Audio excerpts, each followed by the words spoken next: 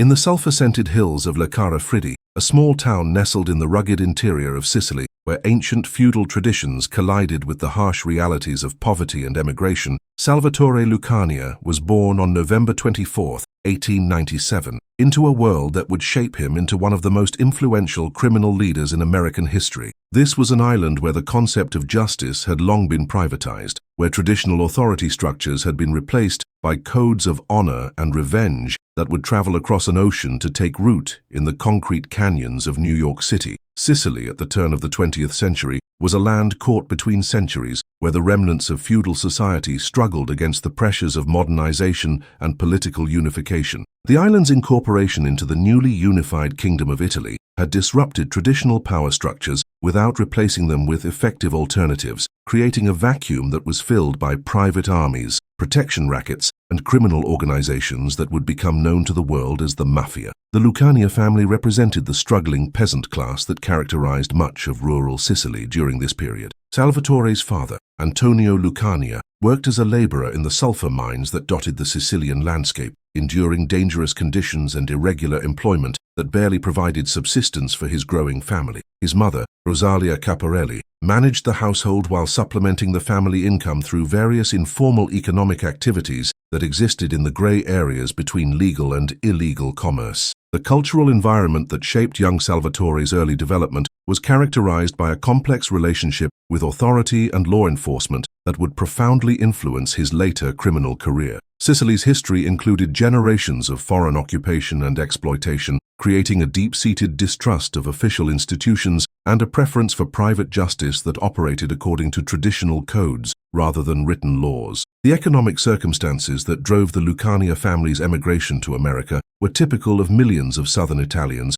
during the early 20th century, as agricultural stagnation, political instability, and limited opportunities for advancement created pressures that made the uncertain prospects of immigration appear preferable to the certain poverty of remaining in Sicily. The decision to leave was not made lightly, as it involved abandoning ancestral lands, family connections, and cultural traditions that had defined their identity for generations. The journey to America that the Lucania family undertook in 1906 represented one of the great mass migrations in human history, as steamships carried millions of Europeans across the Atlantic in search of opportunities that their homelands could not provide. For 9-year-old Salvatore, the voyage marked not only a geographic transition, but a fundamental transformation of identity that would influence every aspect of his subsequent development. The arrival at Ellis Island provided young Salvatore with his first encounter with American bureaucracy and the complex process of cultural adaptation that would define the immigrant experience. The immigration officials who processed the Lucania family were overwhelmed by the volume of arrivals, while operating under administrative procedures that often resulted in the arbitrary alteration of names and documents that would affect immigrants' lives for decades to come. The Lower East Side of Manhattan, where the Lucania family initially settled, was a dense urban environment that concentrated immigrants from throughout Europe into neighborhoods defined by ethnicity,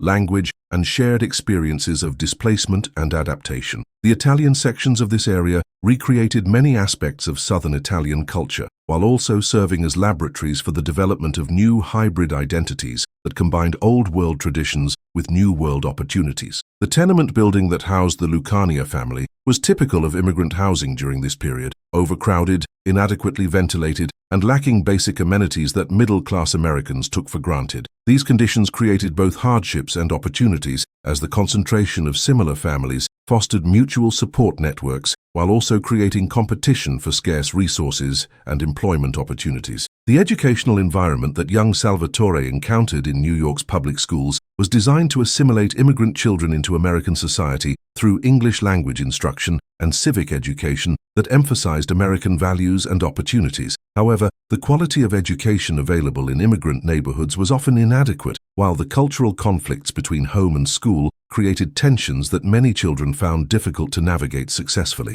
Salvatore's academic performance during his brief school career was mediocre, reflecting both the challenges of learning in a second language and his growing disinterest in formal education as a means of advancement. Teachers noted his intelligence and natural leadership abilities, but also documented behavioral problems and truancy that suggested his attention was being drawn toward alternative activities and opportunities. The decision to leave school permanently at age 14 was influenced by both economic necessities and the appeal of street life in neighborhoods where legitimate employment opportunities were limited, while illegal activities offered the prospect of immediate financial rewards. This choice reflected a rational calculation about the relative benefits of formal education versus practical experience in environments where traditional paths to success were often blocked by discrimination and limited opportunities. The street education that Salvatore received during his teenage years provided him with skills and knowledge that would prove more valuable for his eventual criminal career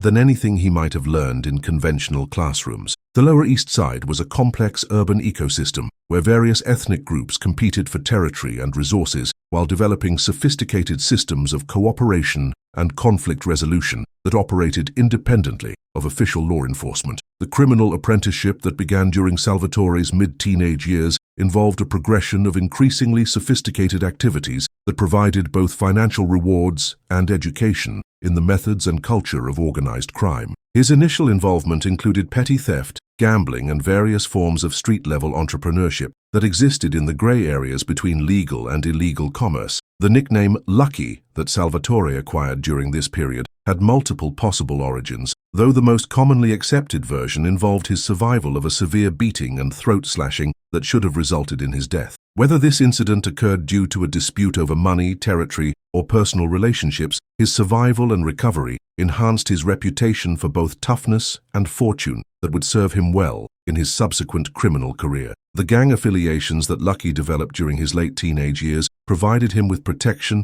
camaraderie, and opportunities for criminal advancement that were unavailable through legitimate channels. The 5 Points Gang, which controlled much of Lower Manhattan's criminal activity, served as both a social organization and a criminal enterprise that trained young men in the skills necessary for success in illegal activities. The relationship that Lucky developed with older criminals like Arnold Rothstein provided him with mentorship and opportunities that accelerated his advancement through the criminal hierarchy while exposing him to more sophisticated forms of illegal enterprise. Rothstein, known as the Brain for his intelligence and strategic thinking, demonstrated to Lucky that criminal success required business acumen and political connections rather than simply violence and intimidation. The Prohibition era that began in 1920 created unprecedented opportunities for criminal entrepreneurs who could establish supply chains and distribution networks that connected illegal producers with consumers throughout the United States. The enormous profits available through alcohol trafficking attracted ambitious individuals from various backgrounds while creating conditions that favored those who possessed organizational skills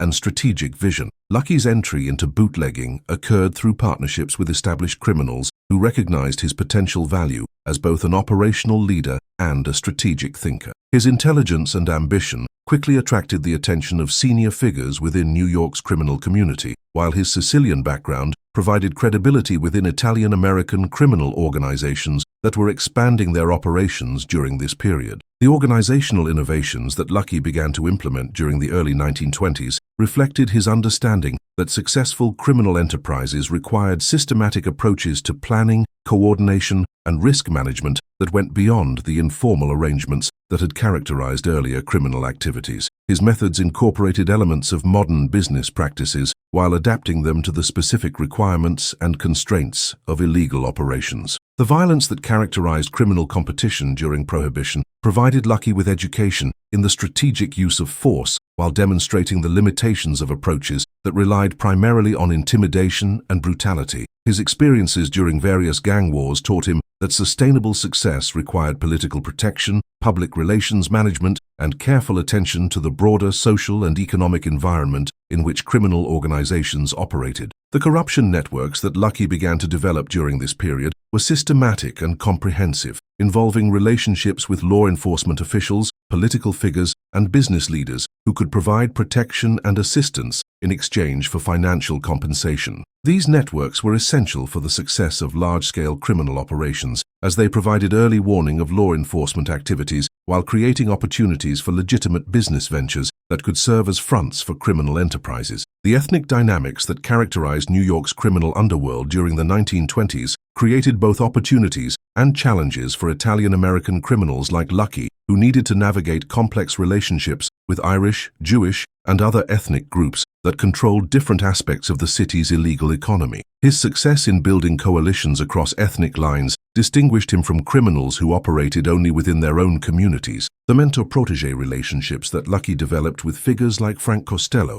and Meyer Lansky provided him with access to different criminal specialties and networks that enhanced his own capabilities while building the foundation for the multi-ethnic criminal confederation that he would later establish. These relationships demonstrated his understanding that successful criminal organizations required diverse skills and expertise that no single individual or ethnic group could provide. The legitimate business interests that Lucky began to acquire during the mid-1920s served multiple functions within his expanding criminal enterprise, providing cover for illegal activities while generating additional revenues and offering opportunities for money laundering. These enterprises included restaurants, nightclubs, and various service businesses that were integrated into his broader criminal operations. The lifestyle that Lucky adopted during his rise to prominence reflected both his growing wealth and his understanding of the importance of public perception in maintaining political protection while deterring potential rivals. Unlike some criminal leaders who maintained low profiles, Lucky embraced a conspicuous lifestyle that included expensive clothing, luxury vehicles, and high-profile social activities that demonstrated his success while building his reputation as a significant figure in New York society. The family relationships that Lucky maintained throughout his criminal career were complex and sometimes conflicting, as his success brought both pride and concern to relatives who had hoped that immigration to America would provide opportunities for legitimate advancement. His ability to provide financial support for family members while protecting them from the dangers associated with his criminal activities required careful management of his public and private identities. The law enforcement pressure that began to intensify during the late 1920s included unprecedented cooperation between different agencies and jurisdictions that had previously operated independently, creating challenges that required Lucky to develop new approaches to operational security and political protection. The effectiveness of these efforts varied, but they imposed costs and constraints that influenced his strategic planning and tactical operations. The political environment in New York during this period was characterized by complex relationships between legitimate officials and criminal organizations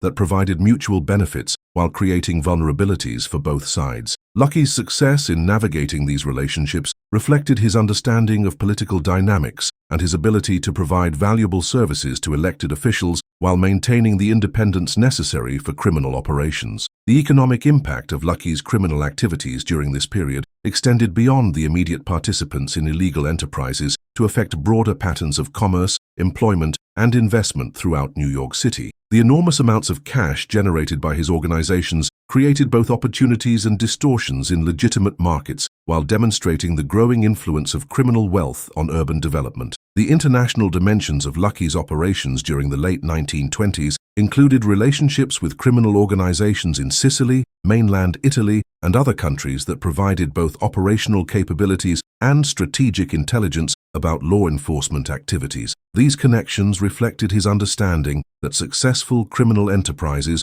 required global perspectives and international networks that could provide both opportunities and protection. The technological innovations that Lucky's organization adopted during this period included advanced communication systems, transportation methods, and security measures that provided significant advantages over both rival organizations and law enforcement agencies. His willingness to invest in new technologies and operational methods demonstrated forward thinking that distinguished his organization from more traditional criminal groups. The internal organization that Lucky developed during his rise to prominence emphasized merit-based advancement, professional competence, and systematic approaches to both operational and strategic challenges. This approach attracted talented individuals from various backgrounds while creating a criminal enterprise that could adapt to changing circumstances and opportunities. The cultural impact that Lucky began to exercise during this period extended beyond his immediate criminal activities to influence broader aspects of American society, including fashion, entertainment, and popular perceptions of criminal organizations. His sophisticated public image and apparent success challenged traditional stereotypes about criminals while contributing to the romanticization of organized crime that would characterize American popular culture for decades. By the end of the 1920s, Lucky Luciano had established himself as one of New York's most powerful and influential criminal leaders, commanding resources and respect that enabled him to compete with any criminal organization in the United States. However, his greatest achievements lay ahead as he prepared to implement innovations that would fundamentally transform the structure and operation of American organized crime. The foundation had been laid for developments that would reshape not only Lucky's own criminal enterprise, but the entire landscape of organized crime in America. The skills, relationships, and resources that he had accumulated during his apprenticeship in crime would now be tested on a scale that exceeded anything he had previously attempted, challenges that would ultimately determine whether he could create a criminal organization that would endure beyond his own lifetime and personal control. The transformation of American organized crime from a collection of feuding ethnic gangs into a sophisticated criminal confederation began in earnest during the late 1920s, as Lucky Luciano recognized that the enormous opportunities created by prohibition required organizational innovations that went far beyond the traditional structures that had characterized Italian-American criminal groups. His vision encompassed not merely the expansion of existing operations, but the fundamental restructuring of how criminal organizations operated, competed, and cooperated in the complex urban environment of modern America. The catalyst for this revolutionary transformation was the Castellammarese War, a bloody conflict that erupted in 1930 between two factions of Italian-American criminals who represented fundamentally different approaches to organized crime in America. On one side stood the traditionalists, led by Giuseppe "Joe the Boss" Masseria, who advocated for maintaining the old-world methods and hierarchies that had been transplanted from Sicily. On the other side were the modernizers, represented by Salvatore Maranzano, who initially appeared to offer a more organized approach, but ultimately revealed his own commitment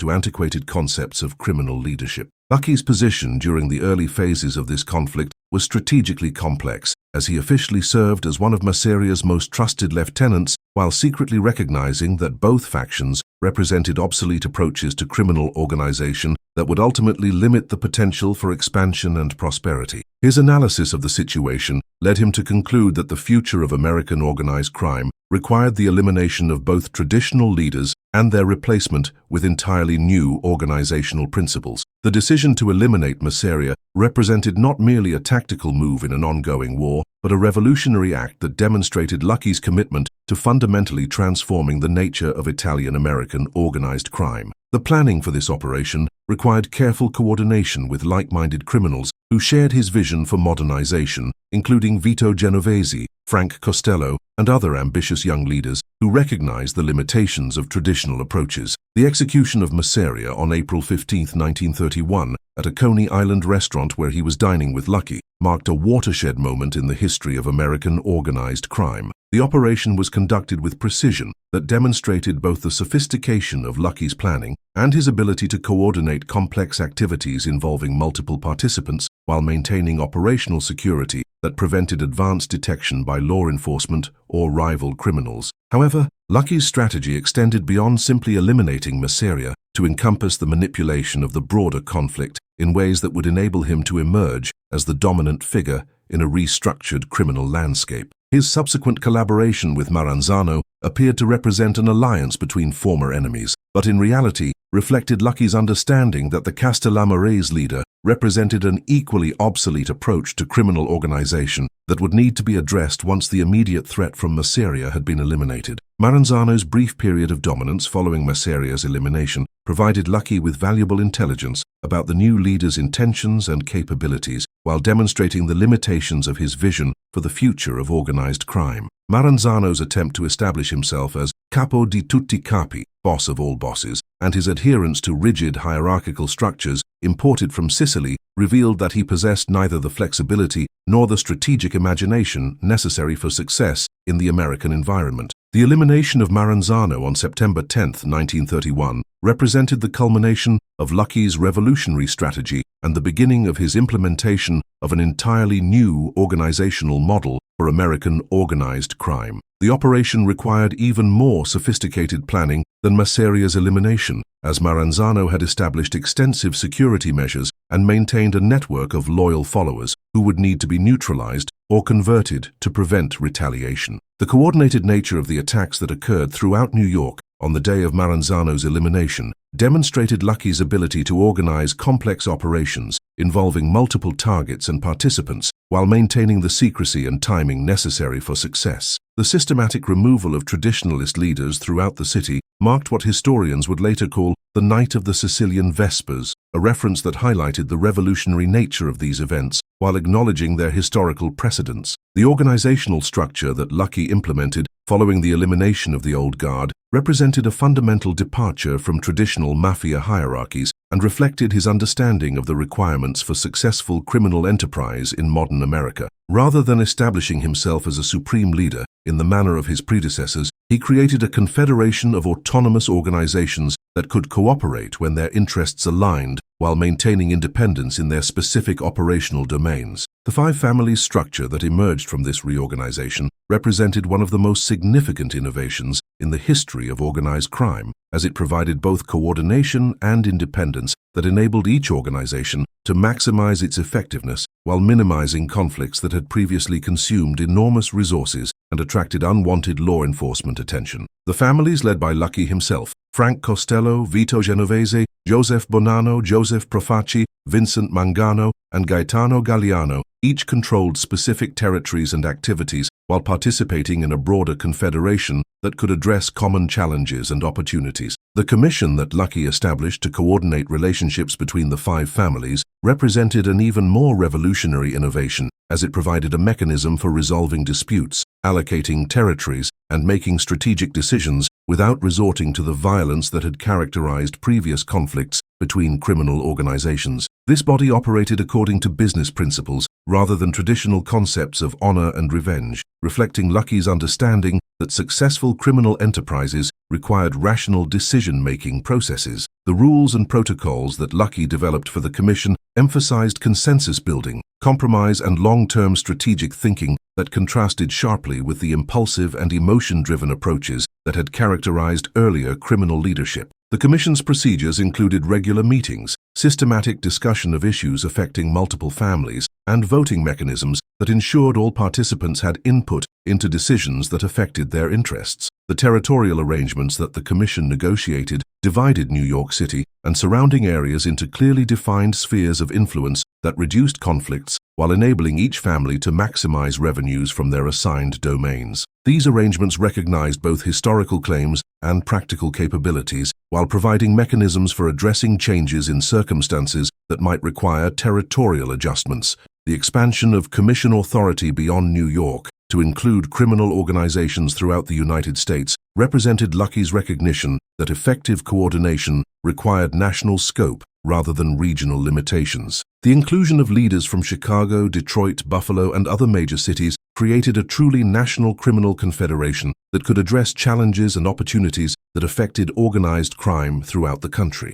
The ethnic integration that Lucky promoted within the new organizational structure represented another revolutionary departure from traditional practices, as he recognized that successful criminal enterprises required the specialized skills and capabilities that different ethnic groups could provide. His partnerships with Jewish criminals like Meyer Lansky and Benjamin Siegel, Irish leaders like Oni Madden, and other non-Italian criminals created a multi-ethnic confederation that possessed capabilities that no single group could match. The business modernization that Lucky implemented throughout his criminal enterprises reflected his understanding that illegal activities required the same professional management and strategic planning that characterized successful, legitimate businesses. His organizations employed accountants, lawyers, and other specialists who could provide expertise in areas that were essential for complex criminal operations while maintaining the security and discretion necessary for illegal activities. The corruption networks that Lucky systematized during this period were unprecedented in their scope and sophistication,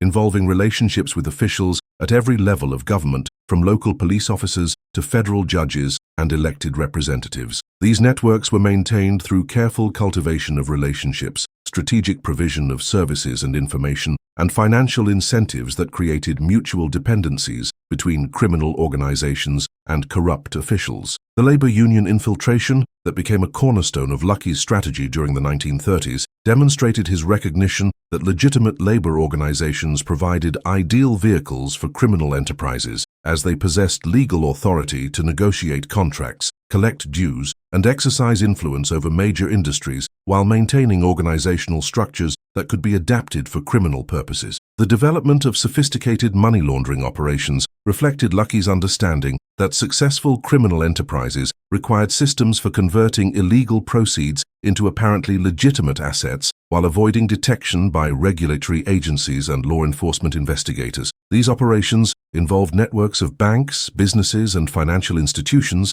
that could process enormous amounts of cash while maintaining apparent compliance with legal requirements. The international expansion that Lucky began during this period included the establishment of relationships with criminal organizations in Sicily, mainland Italy, and other countries that provided both operational capabilities and strategic intelligence about global opportunities for criminal enterprise. These connections reflected his vision of organized crime as an international phenomenon that required global perspectives and capabilities. The political influence that Lucky's organization began to exercise during the 1930s extended beyond simple corruption to encompass strategic intervention in electoral processes and policy debates that affected criminal interests. His wealth and organizational capabilities enabled him to influence political outcomes while building relationships with elected officials who could provide protection and favorable treatment for criminal enterprises. The legitimate business empire that Lucky established during this period included interests in restaurants, nightclubs, construction companies, and various service industries that generated substantial revenues while providing cover for criminal activities and opportunities for money laundering. These enterprises employed thousands of people while contributing to the economic development of New York City and surrounding areas. The technological innovations that Lucky's organizations adopted during the 1930s included advanced communication systems, transportation methods, and security technologies that provided significant advantages over both rival criminal groups and law enforcement agencies. His willingness to invest in new technologies and operational methods demonstrated the forward-thinking approach that distinguished his leadership from more traditional criminal leaders. The cultural impact that Lucky began to exercise during this period extended beyond his immediate criminal activities to influence broader aspects of American society, including fashion, entertainment, and popular perceptions of organized crime. His sophisticated public image and apparent success contributed to the romanticization of criminal organizations that would characterize American popular culture for decades, while demonstrating the potential for criminals to achieve social acceptance and influence. The enforcement mechanisms that Lucky developed for maintaining discipline within his confederation were systematic and efficient, utilizing both financial incentives and consequences to ensure compliance with organizational rules and decisions. The Commission's authority to authorize sanctions against individuals or organizations that violated established protocols provided a mechanism for maintaining order without resorting to the chaotic violence that had characterized earlier periods. The intelligence operations that Lucky's organization developed during this period were sophisticated networks that provided early warning of law enforcement activities while gathering information about rival criminal groups and potential business opportunities. These operations employed both human sources and technical surveillance that exceeded the capabilities available to many law enforcement agencies. The judicial corruption that Lucky systematized represented one of his most significant achievements, as it provided protection against prosecution while enabling his organization to operate with minimal interference from law enforcement agencies. The relationships that he cultivated with judges, prosecutors, and court officials created a parallel justice system that operated according to criminal rather than legal principles. The media management that Lucky implemented during his rise to national prominence demonstrated his understanding of the importance of public perception in maintaining political protection while building the reputation necessary for criminal leadership. His ability to cultivate favorable coverage while avoiding negative publicity required sophisticated understanding of journalism and public relations that exceeded the capabilities of most criminal leaders. The succession planning that Lucky began during this period reflected his recognition that successful criminal organizations required institutional continuity that extended beyond the tenure of individual leaders. The systems and structures that he established were designed to survive changes in leadership while maintaining the effectiveness and coordination that had enabled their success. The economic impact of Lucky's criminal enterprises during the 1930s extended throughout the American economy, as the enormous amounts of cash generated by his organizations affected patterns of investment, consumption, and development, while demonstrating the growing influence of criminal wealth on legitimate business activities. The law enforcement challenges that Lucky's organizations created for government agencies were unprecedented in their scope and complexity, as traditional investigative methods proved inadequate against criminal enterprises that possessed sophisticated security measures, extensive corruption networks, and professional management capabilities that exceeded those of many legitimate businesses. The social integration that Lucky achieved during this period was remarkable, as he successfully navigated the transition from street criminal to prominent figure in New York society, while maintaining the respect and fear necessary for criminal leadership. His ability to operate in both legitimate and criminal environments demonstrated the sophistication of his public persona and strategic thinking. The international recognition that Lucky received during the 1930s included attention from criminal organizations throughout the world who studied his methods and organizational innovations while seeking to adapt his approaches to their own operational environments. His influence on global organized crime extended far beyond the immediate scope of his American operations. By the late 1930s, Lucky Luciano had successfully transformed American organized crime from a collection of feuding ethnic gangs into a sophisticated criminal confederation that operated according to business principles while maintaining the discipline and loyalty necessary for illegal enterprises. His innovations had created organizational structures that would endure for decades while establishing precedents that influenced criminal organizations throughout the world. However, this remarkable success had also attracted the attention of law enforcement agencies and reform-minded officials who recognized that Lucky's organization represented unprecedented challenges to law and order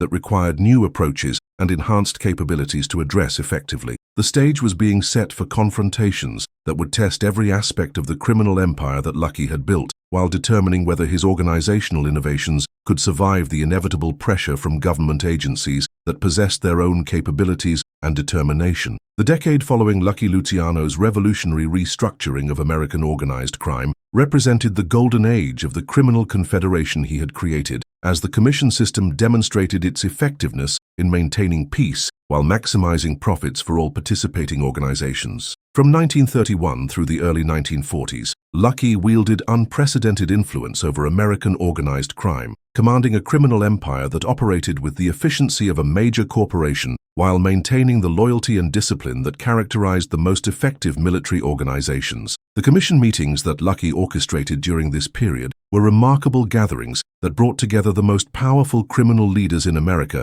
to discuss territorial disputes, coordinate major operations, and establish policies that would affect organized crime throughout the nation. These sessions were conducted with the formality and structure of corporate board meetings, complete with agendas, systematic discussion of issues, and voting procedures that ensured all participants had input into decisions that affected their interests. The Atlantic City Conference of 1929 had established the precedent for national coordination among criminal organizations, but the regular commission meetings that Lucky institutionalized during the 1930s represented a quantum leap in the sophistication and effectiveness of inter-organizational cooperation. The participants included not only the leaders of New York's 5 families, but also representatives from Chicago, Detroit, Kansas City, Buffalo, Philadelphia, and other major cities where organized crime had established significant presence. The territorial agreements that the Commission negotiated and enforced during this period created a stable environment that enabled each participating organization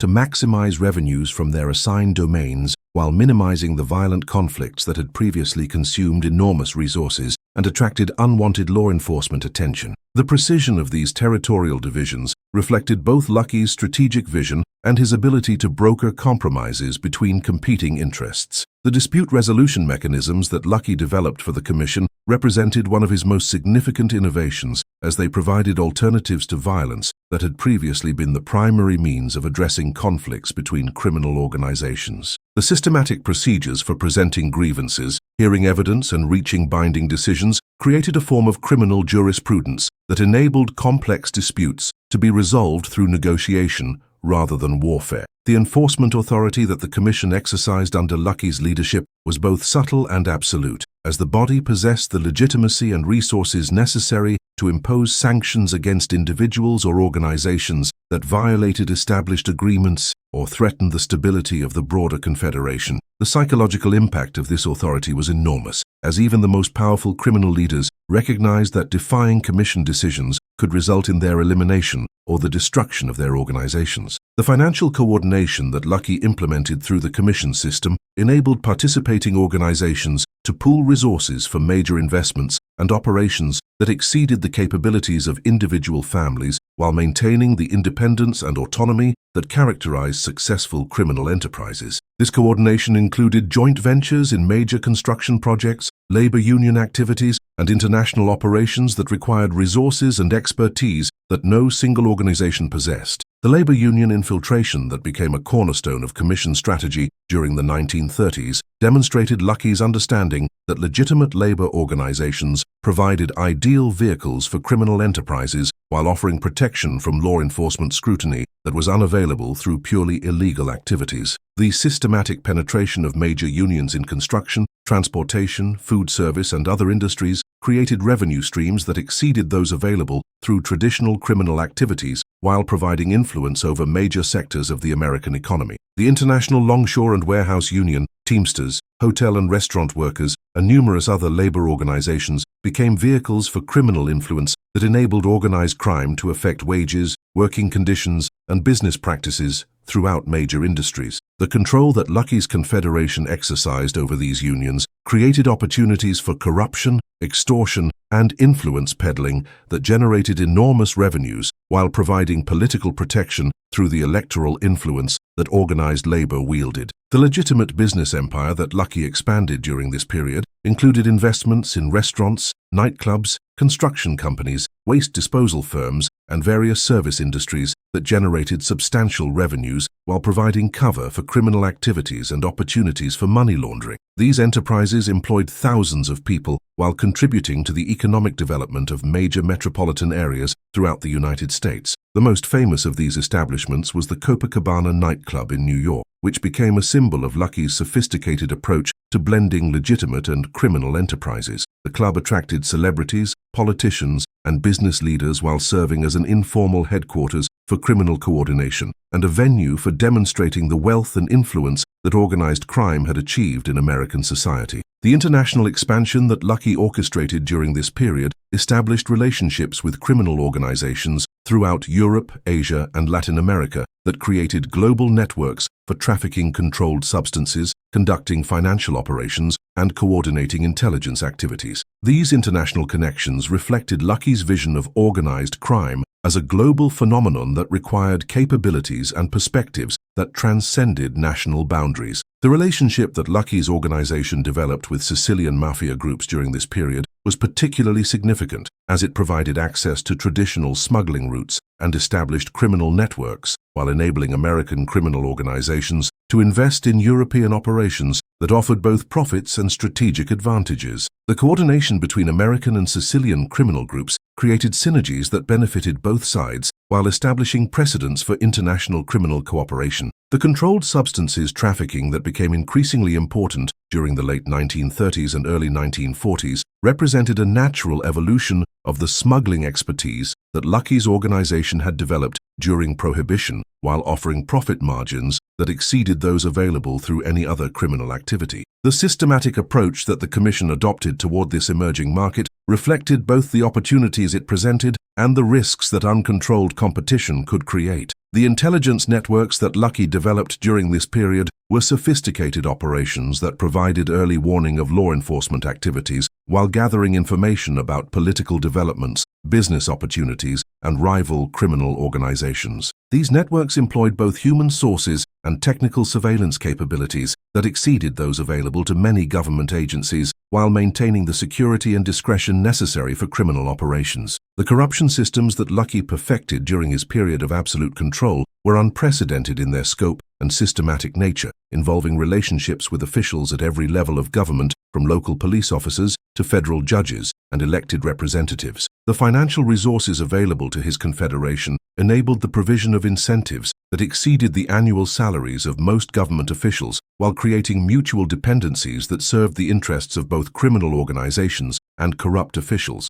The political influence that Lucky's confederation exercised during the 1930s extended far beyond simple corruption to encompass strategic intervention in electoral processes, policy debates, and administrative decisions that affected criminal interests. The organization's wealth and capabilities enabled it to support political candidates, influence legislation, and shape public opinion in ways that served criminal objectives while maintaining apparent legitimacy. The media management that Lucky implemented during this period demonstrated his sophisticated understanding of public relations and the importance of controlling public perception in maintaining political protection while building the reputation necessary for criminal leadership. His ability to cultivate favorable coverage while avoiding negative publicity required expertise in journalism and communications that exceeded the capabilities of most criminal leaders. The cultural impact that Lucky's organization exercised during this period was profound and lasting, as the wealth and sophistication of organized crime influenced fashion,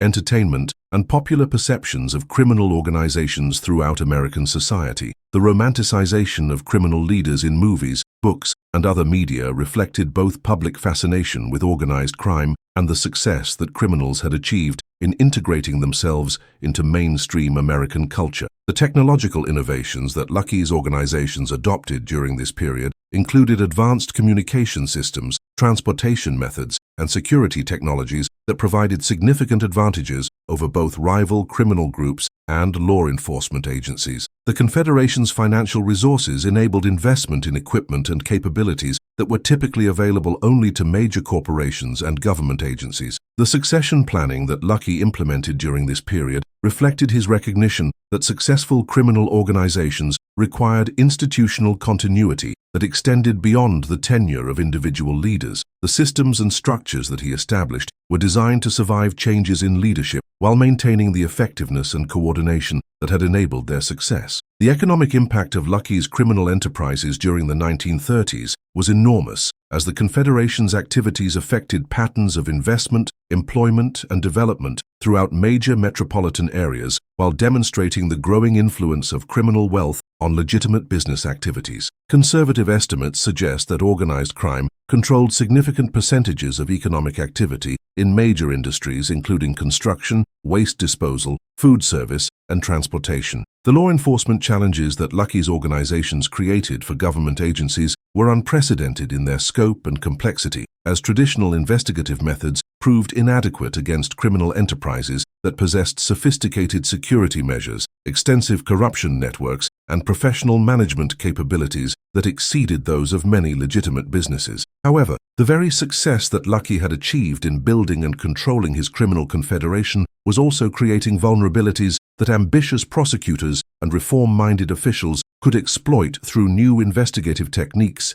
and legal strategies. The most significant of these threats emerged from the office of New York District Attorney Thomas E. Dewey, whose systematic approach to organized crime prosecution would ultimately challenge everything that Lucky had built. Dewey's investigation of organized crime in New York represented a fundamental shift in law enforcement strategy, as it focused on financial crimes, systematic corruption, and organizational structure, rather than the individual violent acts that had characterized previous prosecutions. The resources and expertise that Dewey brought to his investigation exceeded anything that organized crime had previously encountered from law enforcement agencies. The grand jury investigations that Dewey conducted during the mid-1930s demonstrated the potential effectiveness of sustained, well-resourced law enforcement efforts against even the most sophisticated criminal organizations. The use of financial analysis, witness protection, and coordinated investigative techniques created capabilities that challenged the security measures and corruption networks that had previously provided protection for organized crime leaders. The protection racket prosecutions that Dewey pursued provided a model for addressing organized crime through systematic analysis of business operations rather than relying on witnesses to violent crimes who could be intimidated or corrupted. This approach enabled prosecutors to build cases based on financial evidence and business records that were more difficult for criminal organizations to suppress or discredit. The labor racketeering investigations that intensified during this period posed particular threats to Lucky's confederation, as they targeted the union infiltration that had become a cornerstone of organized crime revenue and influence. The systematic examination of union finances, election procedures, and bargaining practices revealed the extent of criminal influence, while providing evidence that could support comprehensive prosecutions. The prostitution charges that Dewey ultimately brought against Lucky represented a strategic decision to prosecute the organized crime leader on charges that could be proven through testimony from vulnerable witnesses, rather than the more complex racketeering cases that would have been more difficult to establish in court. While many observers recognized that prostitution was not Lucky's primary criminal activity, the charges provided a vehicle for removing him from power, while demonstrating that even the most powerful criminal leaders were not immune from prosecution. The trial that began in 1936 became a national sensation, as it represented the first serious prosecution of a major organized crime leader under the reformed criminal justice procedures that Dewey had implemented. The proceedings demonstrated both the capabilities that law enforcement had developed for combating organized crime and the sophisticated defense strategies that criminal organizations could employ when their leaders faced serious legal challenges. The conviction that resulted from this trial marked the end of Lucky's direct control over American organized crime, while raising questions about the future of the organizational innovations that he had implemented. The sentence of 30 to 50 years in state prison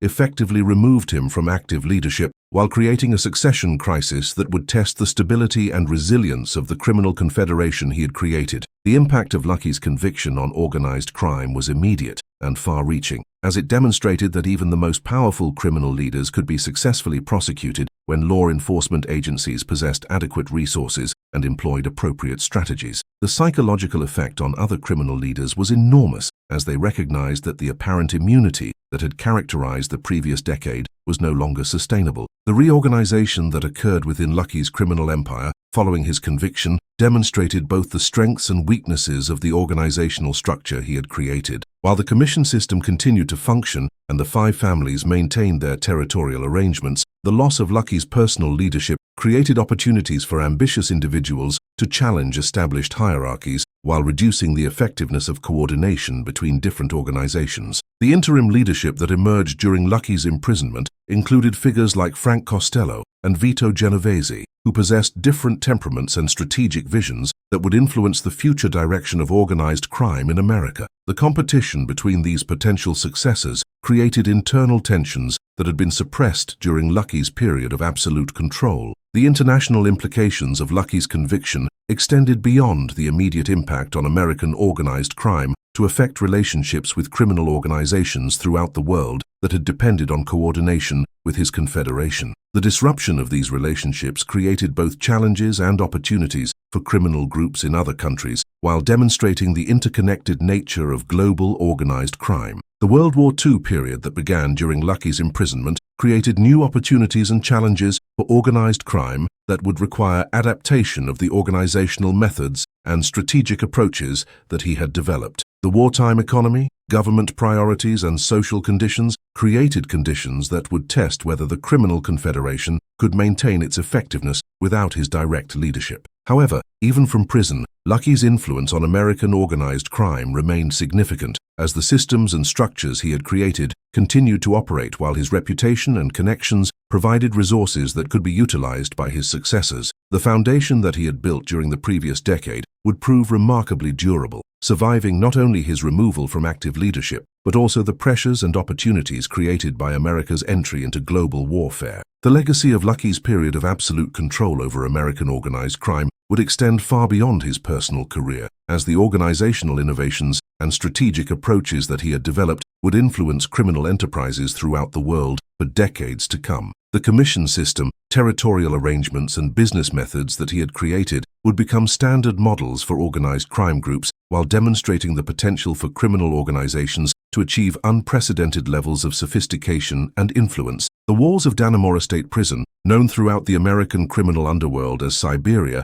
for its remote location in upstate New York and harsh conditions, could not contain the influence and strategic thinking of the man who had revolutionized organized crime in America. Even as Lucky Luciano began serving what appeared to be a life sentence following his 1936 conviction, his ability to coordinate criminal activities and maintain his position as the preeminent figure in American organized crime demonstrated the enduring power of the organizational systems he had created. The initial years of Lucky's imprisonment were characterized by his systematic efforts to maintain control over his criminal empire through a network of visitors, intermediaries, and communication systems that enabled him to continue directing major operations despite his physical isolation. The corruption networks that he had established during his years of freedom proved essential during this period, as they provided protection within the prison system while enabling access to information and communication channels that were officially prohibited. The prison conditions at Dannemora were deliberately harsh, designed to break the spirit and influence of inmates who had wielded significant power in the outside world. However,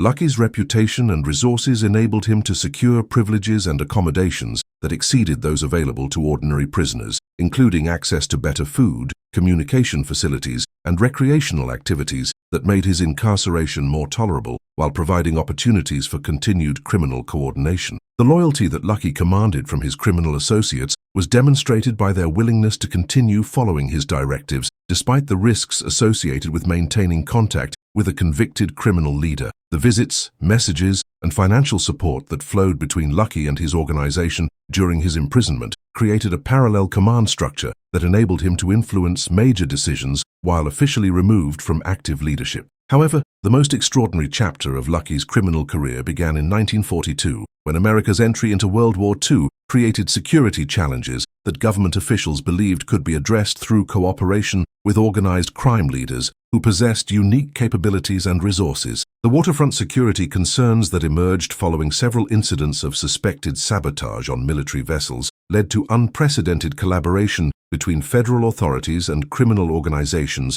that controlled port facilities and maritime labor unions. Operation Underworld, as this collaboration became known to historians, represented one of the most remarkable partnerships in American history between government agencies and criminal organizations. The operation originated from recognition that the Italian-American criminal groups led by Lucky possessed intelligence networks, influence over maritime workers, and knowledge of waterfront activities that could be invaluable for protecting military shipping from espionage and sabotage. The negotiations that led to Lucky's participation in Operation Underworld required delicate diplomacy between government officials who needed his cooperation and criminal leaders who demanded assurances about his treatment and future prospects. The intermediaries who facilitated these discussions included lawyers, politicians, and other figures who possessed the trust of both sides while understanding the sensitive nature of the collaboration. The intelligence networks that Lucky activated for Operation Underworld provided government authorities with information about potential security threats while demonstrating the sophisticated capabilities that organized crime had developed for gathering and analyzing information about economic and political activities. The effectiveness of these networks exceeded that of many official intelligence agencies while providing early warning of potential problems that could affect military operations. The waterfront security measures that were implemented through Lucky's cooperation included systematic monitoring of port facilities, background investigations of maritime workers, and coordination between criminal organizations and military personnel that created unprecedented levels of security around military shipping activities. The success of these measures in preventing sabotage and espionage demonstrated the potential value of cooperation between government agencies and criminal organizations during national emergencies. The Sicily invasion planning that involved Lucky's expertise reflected government recognition that his knowledge of Sicilian geography, culture, and criminal networks could provide valuable assistance for military operations on the island. The intelligence that he provided about potential allies, enemy capabilities, and operational challenges contributed to the successful Allied invasion while demonstrating his continued value to government authorities. The political discussions that accompanied Lucky's wartime cooperation included explicit and implicit negotiations about his future legal status, as government officials recognized that his contributions to national security efforts created moral and practical arguments for reducing his sentence or modifying the conditions of his imprisonment. These discussions reflected both his strategic value and the complex ethical issues raised by cooperation with criminal leaders during wartime. The commutation of Lucky's sentence that was announced in 1946 represented the culmination of years of negotiation and political maneuvering that had been facilitated by his wartime contributions while creating opportunities for his return to active involvement in criminal activities. However, the terms of his release included deportation to Italy, effectively exiling him from the country where he had built his criminal empire and established his reputation as the most influential organized crime leader in history. The deportation proceedings that began in early 1946 were conducted with unusual speed and discretion, as government officials sought to honor their implicit agreements with Lucky while avoiding the political controversy that might result from public awareness of his wartime cooperation. The arrangements for his transportation and settlement in Italy reflected both his continued influence and the government's desire to ensure that his departure was permanent. The journey to Italy that Lucky undertook in February 1946 marked not only his physical removal from America, but also a fundamental transformation in his role within international organized crime. The man who had revolutionized American criminal organizations now faced the challenge of rebuilding his influence and operations in a country that had been devastated by war while maintaining connections to the empire he had created in America. The reception that Lucky received upon his arrival in Italy was complex and contradictory, as he was simultaneously welcomed as a successful son of Sicily who had achieved remarkable success in America and viewed with suspicion by Italian authorities who recognized the potential threats that his presence could create for public order and international relations. The restrictions that were placed on his movements and activities reflected both respect for his reputation and concern about his potential influence. The attempt to establish operations in Italy that Lucky undertook during his early years of exile demonstrated both his continued ambition and the significant challenges he faced in adapting to a different cultural and legal environment. The criminal organizations that operated in post-war Italy possessed their own traditions, territories, and leadership structures that could not be easily modified to accommodate the methods and approaches that had proven successful in America. The international operations that Lucky began to coordinate from his Italian exile included efforts to establish smuggling networks, coordinate with American criminal organizations, and develop new markets for controlled substances that could generate revenues while providing strategic influence over global criminal activities. These operations required sophisticated communication and coordination capabilities that were difficult to maintain from his position of physical isolation. The Cuban venture that Lucky attempted in 1947 represented his most ambitious effort to re-establish proximity to American criminal operations while avoiding the legal restrictions that prevented his return to the United States. The elaborate arrangements that were made for his transportation to Havana and establishment of operations there demonstrated both his continued resources and the loyalty of associates who were willing to undertake significant risks to facilitate his plans. The discovery of Lucky's presence in Cuba by American authorities created a diplomatic crisis that forced his immediate return to Italy, while demonstrating the continued vigilance of law enforcement agencies that were determined to prevent his re-entry into the Western Hemisphere. The speed and decisiveness of the government response to his Cuban venture reflected both the effectiveness of intelligence operations and the political sensitivity of any appearance that he was being permitted to resume his criminal activities. The isolation that characterized Lucky's later years in Italy was profound and lasting, as he found himself cut off from the direct involvement in American organized crime that had defined his identity and provided his sense of purpose and accomplishment. The communication barriers, cultural differences, and physical distance that separated him from his former empire created frustrations that affected both his health and his effectiveness as a criminal leader. The attempts to maintain influence over American organized crime that Lucky continued from his Italian exile were hampered by the evolution of criminal organizations that had adapted to operating without his direct involvement while developing their own leadership structures and strategic approaches. The commission system that he had created continued to function, but the balance of power among different families and leaders had shifted in ways that reduced his personal influence. The succession struggles that emerged within Lucky's former organization during his exile demonstrated both the strengths and weaknesses of the institutional structures he had created. While the Commission provided mechanisms for resolving disputes and coordinating activities, the absence of his personal authority created opportunities for ambitious individuals to challenge established arrangements while pursuing their own agendas. The Vito Genovese challenge to Lucky's legacy represented the most serious threat to the organizational systems he had established, as Genovese possessed both the ambition and capabilities necessary to restructure American organized crime according to his own vision and priorities. The conflict between these two figures reflected fundamental disagreements about the future direction of organized crime in America, while testing the durability of the institutions that Lucky had created. The Frank Costello alliance that Lucky maintained during his exile provided him with a crucial connection to American organized crime, while demonstrating the continued loyalty of associates who had benefited from his leadership and innovation. Costello's willingness to serve as Lucky's representative in America reflected both personal loyalty and recognition that maintaining these connections served his own strategic interests. The international criminal networks that Lucky attempted to develop during his later years represented efforts to adapt his organizational methods and strategic approaches to global markets that offered opportunities for expansion while providing alternatives to the American operations from which he had been excluded. These efforts included relationships with criminal organizations in France, Turkey, Lebanon,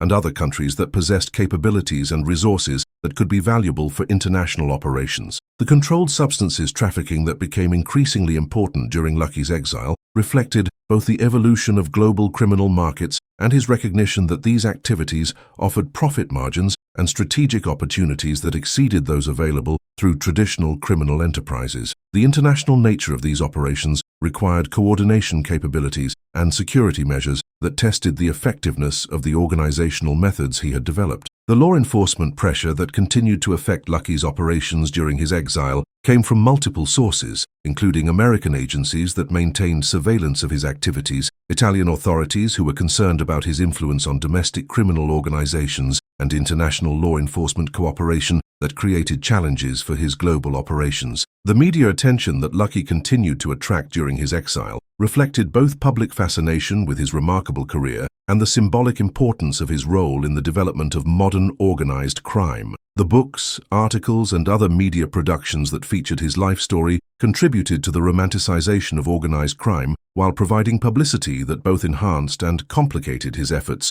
to maintain influence over criminal operations. The health problems that began to affect Lucky during his later years in Italy were attributed to both the stresses of his criminal career and the isolation and frustration that characterized his exile from the American criminal organizations that had been the focus of his life and ambitions. The decline in his physical condition was accompanied by recognition that his direct influence over organized crime was diminishing as new generations of criminal leaders emerged. The family relationships that Lucky maintained during his exile provided some comfort and continuity during a period when many of his professional relationships had been disrupted by distance and changing circumstances. The support that he received from relatives in Italy demonstrated the enduring importance of family connections within the cultural environment that had shaped his early development. The financial resources that Lucky retained during his exile enabled him to maintain a comfortable lifestyle while supporting various business ventures and criminal operations that provided both income and opportunities for continued involvement in illegal activities. However, these resources were substantially less than the enormous wealth he had controlled during his years of active leadership in American organized crime. The political connections that Lucky attempted to cultivate during his exile included relationships with Italian officials, international businessmen, and other figures who could provide protection and assistance for his activities while offering opportunities for legitimate investment and business development. The effectiveness of these efforts was limited by the suspicion and surveillance that surrounded his activities. The cultural impact that Lucky's exile had on both American and Italian organized crime was significant, as his physical removal from America created opportunities for innovation and change within criminal organizations, while his presence in Italy influenced the development of international criminal cooperation and coordination. The meeting with American journalists that Lucky granted shortly before his death in 1962 provided his final public statements about his career and legacy, while offering insights into his perspectives on the evolution of organized crime and his role in its development. These interviews revealed both pride in his achievements and recognition that the criminal landscape had evolved beyond his direct influence. The death that came to Lucky on January 26, 1962, at Naples Airport was sudden and unexpected, occurring as he was meeting with American film producer Martin Gosch, who was planning a movie about his life. The heart attack that ended his life at age 64 brought to a close one of the most remarkable criminal careers in history, while raising questions about the future of the organizations and systems he had created. The funeral that was conducted for Lucky in Naples attracted hundreds of mourners, including representatives from criminal organizations throughout Italy and other countries who recognized his significance in the development of modern organized crime. The international attention that surrounded his death reflected both his historical importance and the continued fascination with his life and career. The immediate impact of Lucky's death on organized crime was less dramatic than might have been expected, as the institutional structures he had created had adapted to functioning without his direct involvement, while new generations of leaders had emerged to fill the roles he had once occupied. The commission system continued to operate. The five families maintained their organizational structures, and American organized crime demonstrated the durability of the innovations he had implemented. The long-term legacy of Lucky's contributions to organized crime extended far beyond the immediate impact of his death, as the organizational methods, strategic approaches, and institutional structures he had developed became standard models for criminal enterprises throughout the world. The commission system was studied and adapted by criminal organizations in multiple countries, while the territorial arrangements and dispute resolution mechanisms he had created influenced the development of organized crime globally. The influence on popular culture that Lucky's life and career continued to exercise decades after his death reflected both the dramatic nature of his story and the broader cultural fascination with organized crime that his success had helped to create. The movies, books, television programs, and other media productions that featured his story contributed to the mythologization of organized crime while influencing public perceptions of criminal organizations and their leaders. The academic study of Lucky's career provided insights into the relationships between criminal organizations, legitimate businesses, political institutions, and social structures that influenced scholarly understanding of organized crime as a social phenomenon. His case became a standard reference point for researchers studying criminal organizations, corruption, and the limits of law enforcement effectiveness. The law enforcement legacy of Lucky's career included both the investigative techniques that had been developed to combat his organization and the recognition that traditional approaches to criminal justice were inadequate against sophisticated criminal enterprises that possessed extensive resources and political influence. The methods that Thomas Dewey had used to prosecute Lucky became models for subsequent organized crime investigations, while demonstrating the importance of financial analysis and systematic investigation techniques. The international implications of Lucky's legacy included the export of American organized crime methods and structures to criminal organizations throughout the world, as his innovations were studied and adapted by groups that faced similar challenges and opportunities in their own operational environments. The globalization of organized crime that occurred during the latter half of the 20th century reflected many of the principles and approaches that he had pioneered. The ongoing influence of Lucky's organizational innovations was evident in the persistence of the commission system, territorial arrangements, and business methods that continued to characterize American organized crime decades after his death. The five families that he had established remained significant forces in American organized crime, while maintaining many of the structural features and operational principles that he had implemented. The prevention and control challenges that Lucky's legacy created for law enforcement agencies included the need to develop capabilities for combating criminal organizations that possessed sophisticated management structures,